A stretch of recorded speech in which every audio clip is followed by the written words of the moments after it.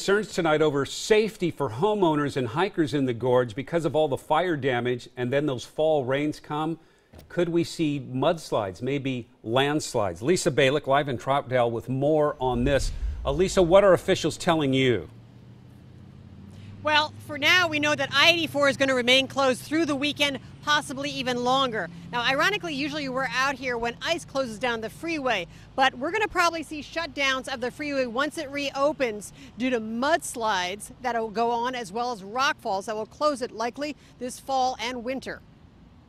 They kind of spread out and deposit the material. It's a giant landslide area already. This part of the gorge, just look at any map that shows where what was once uphill now downhill, deposited along the river. What we're very concerned about is that the fire is going to increase the likelihood and or magnitude or how big these landslides are going to be in the next winter or several winters. The fire is burning much of the lower vegetation that keeps the hillside stable. It's all basalt there in the gorge, and it's broken up into smaller boulders that you have got. The vegetation is holding it down. With the vegetation gone, especially the understory, the chance for the rocks coming down is greatly increased. Mudslides during the rainy season have closed parts of the interstate for days in the past. But the size of the expected debris flows this year may be epic after the fire and could cause more sudden evacuations for homeowners. Geologists warn rocks will likely rain down, some giant boulder size. That's what they're already seeing in some areas along the closed-off section of I-84. It's pretty worrisome. Very. Yeah, especially because of the risk part. You know, if it was a burn that happened out in the middle of nowhere, no one lives out there, no one travels there, the risk is a lot lower.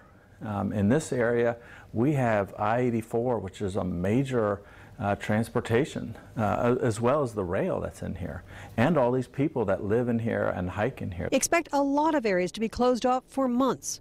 Already warnings of fallout from the fire will disrupt lives for a long time. I would be very cautious going out there, especially directly after the fire is put out and during the first winter. And those geologists and forestry folks who have to get in there to assess are still having a tough time getting in there. They say right now they've got at least 2,000 trees that they may have to cut down because they're in danger of falling and risking lives and essential property. We'll keep you up to date on this, coming up with more at 6. Live in Troutdale, Lisa Balick, KOIN 6 News. Some experts even saying they wouldn't recommend folks going out there until at least next spring. You know, something else we've seen are communities really coming together in the wake of all the devastation. Well, get this, tonight there are 2 women who are also Airbnb hosts who are working to connect evacuees who need a place to stay with families who are willing to take them in. So they've actually created a Facebook page called Eagle Creek Evacuee Host Match. All you have to do is post on that page if you're interested. So we're aware that there's at least 700 evacuees who still need a place to stay, and we know that this list provides at least 100 spaces at this point. The women are encouraging host homes to offer the spaces there for free, too.